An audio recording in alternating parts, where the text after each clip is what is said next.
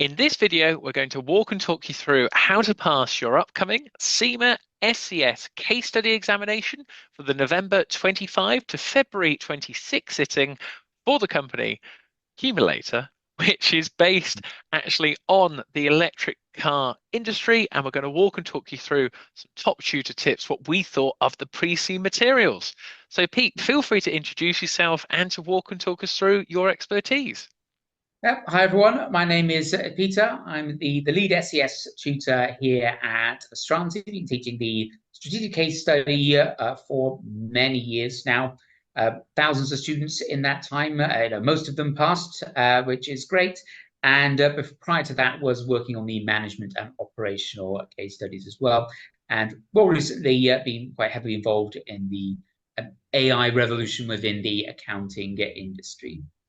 Super, Pete. Well, let's get straight into it then. As to the electric car industry itself, what did you think overall for the pre-C materials?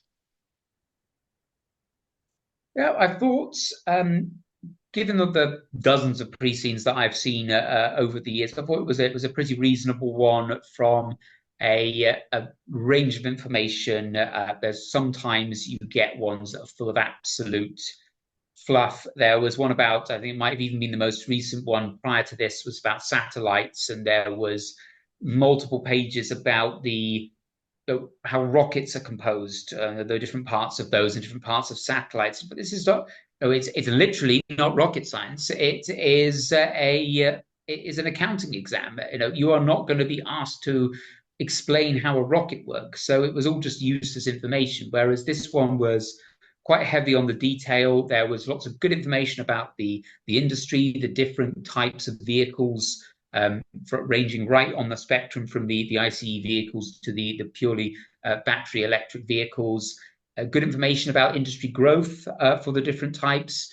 There was lots of decent information in the financials. And interesting, there was a sustainability report. Now, I can't remember the last time I saw a sustainability report in a pre-scene. It was definitely at least 4, 5, 6 pre-scenes ago. So that was useful to note. And again, that's the kind of just those insights that maybe there might be a question about sustainability in the exam, because the pre-scene ultimately is guiding you with the right information to give you the right background, but also leading to what sorts of questions might arise. Well, it's such a topical area, especially in the accounting sector. It wouldn't surprise me if they threw it in. But I mean, where you see so much of it in the pre-C materials, I think a student must be a bit mad if they're not going to actually cover it on there, because Yeah. most students will probably go and have a look at the financials. They'll look at the competitor of Atom on there, where you can just see we've got the revenues increasing, profits increasing, pretty similar. I mean, what was your sort of interpretation of the comparison and the financials were Yeah. given? I think that it's noticeable that Atom's slightly larger, but we are one of the big three organizations across the world, along with the Atom Group. And it's interesting when you've got very similar financials. There's a couple of things to read into. I would say there is that the first thing is that the is the company doing better, or is the industry growing? Now, in many ways, it makes no difference, but it is an important distinction. When the pie is getting bigger, the value of your slice of the pie gets bigger without you actually going out and getting more pie, as it were. And I mean, that's a very roundabout way of essentially saying that, did they actually get better at doing what they're doing, or is the industry just growing? And in an ideal world, you'd be doing both. But I'd also say that from the looks of it, it's quite a stable organization. And I think if you look at the share price, it's quite evident that Hmm. is as well. It's a very unusually low volatility for something like an electric vehicle company, which you would expect to be quite. Electric vehicles are sometimes considered to be tech companies rather than automobile companies. So it was a very, very low volatility, but quite stable and quite consistent with both companies. If you take the trade payables, the trade receivables, the amount of inventory in the pre-scene, and you calculate all the payable days, receivable days, you work out the working capital cycle. You can see that they're like a day out between them, the two companies. And it's not just it works out almost a day out. It's like the receivables are almost identical. The inventory days almost identical. So that to me suggests they're both operating in a fairly standard industry terms in terms of their contracts. Their so the credit that they're giving to their the buyers and the credit they're receiving from their suppliers, etc.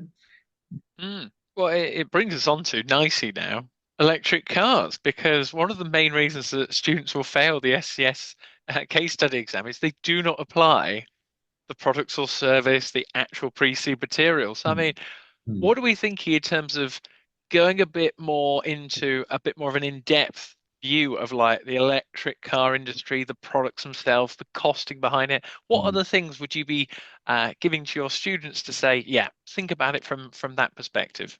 Yeah. So I think, and this is a valid point for, I suppose, the strategic case study in general, and the approach that you need to take in the strategic case study exam is that no product exists in a vacuum. The electric car industry depends on a dozen other industries. It depends on the mining industry.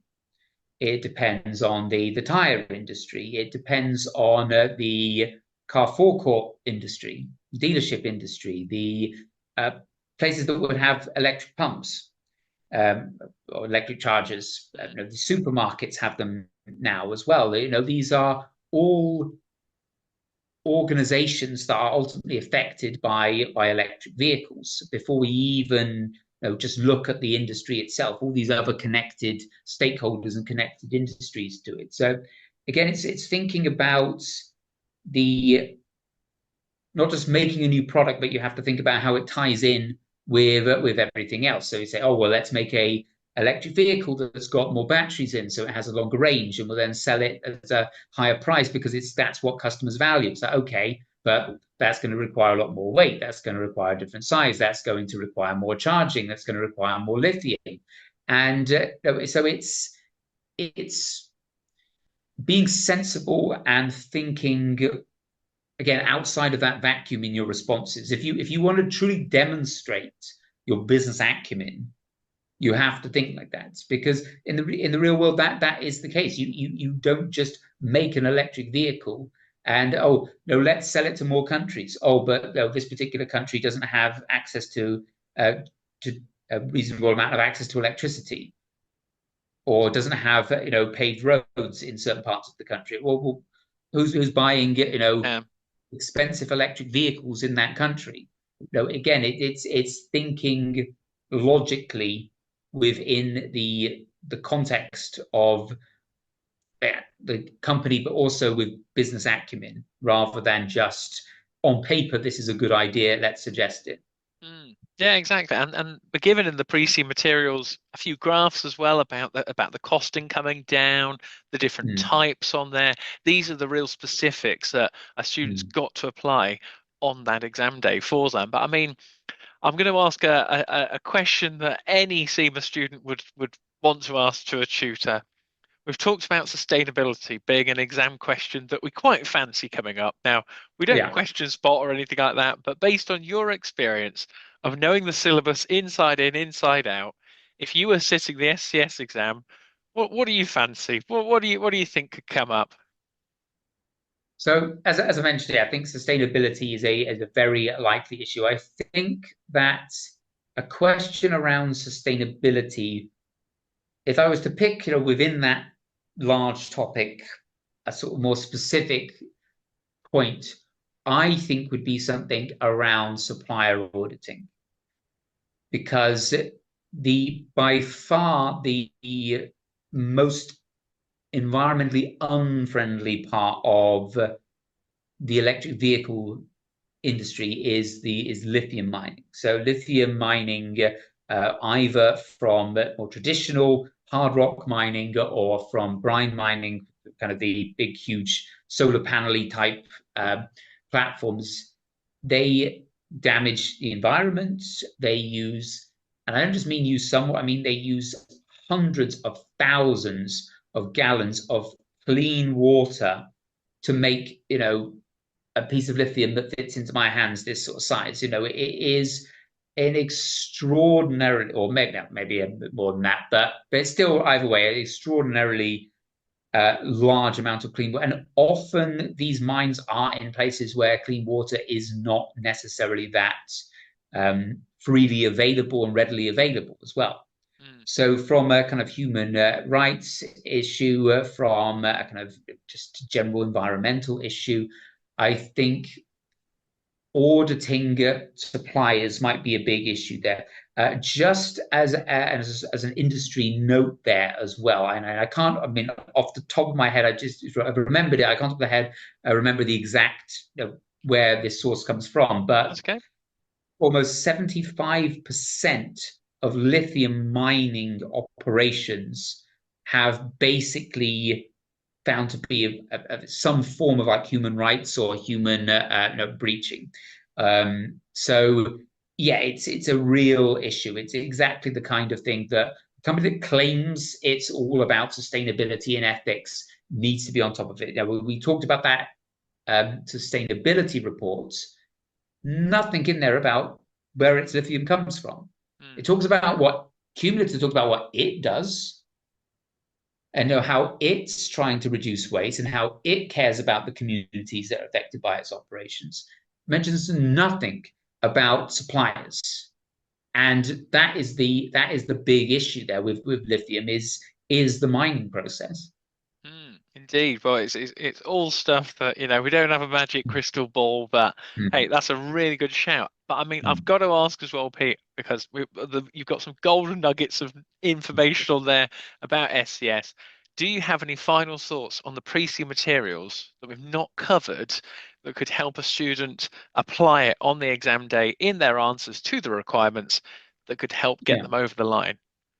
So in terms of a very specific thing within the pre-scene, I it would be hard to pull out a really key one. What I would say is the values and the vision statement of the organization are very useful to underpin your answers Hmm. because particularly in the way the CIMA syllabus works and how in an ideal world businesses work is you work on a kind of values led approach. And if one kind of crass example I often use is should Disney produce adult films? And because it's perfectly feasible for them to do that, it might make lots of money for them to do that, but is that in keeping with the values of the Disney company? No, and no, it isn't. It's a family company. So just because something is profitable, just because something is acceptable to your shareholders, etc., doesn't mean it is a suitable thing for you to do if it doesn't align with your values as an organization. One thing I would also keep an eye out for as well is look for anything that appears out of place in the pre-scene. And the one thing that I can think of right off the top of my head that is really out of place compared to the rest of it is there's in the articles, there's big back and forth with different questions. And there's really randomly one thing about satellite navigation systems built into cars and collecting data of addresses and things like that. So again, is that where is that data? Is that data on Cumulative servers, for example? There was this big thing about Tesla being a data company, not a car company, because actually they were making a loss on their cars, but they were using their cars to map the entire globe's traffic system because they were eventually going to use that data and all their kind of driverless technology. So, is there a data thing there, a data protection, potential cybersecurity Mm. thing there? So the reason why I say that is because I did a presentation many years ago about pharmaceuticals and everything 29 out of 30 pages about pharmaceuticals. The 30th page was a blog post from a currency trader. Nothing to do with anything else in the pre-scene. And what happened? There was a question on currency trading and foreign exchange that came up in the exam. So it's sometimes when something is either a really recurring theme or appears really out of the blue, those are where you might get your likely exam issues coming from. Wow, fantastic. Thanks for pointing those out, Pete, on there. And what I've also done, guys, is if you click the links in the description of this video, you can check out Estranti's resources as well. They're definitely going to help you to pass your SCS case study. But any final best wishes to the students, Pete? Just best of luck with your exam. You know, if you've got any other questions, any other queries, by all means, we're happy to help here at Stranti. We've got plenty of both free and premium resources. James has got his own content as well. So yeah, by all means, check us out. But regardless, best of luck. Fantastic. Well, cheers, Pete. Thank you, everyone. Be sure to like and subscribe, and we'll see you on the other side now for another SCS video. So thank you very much.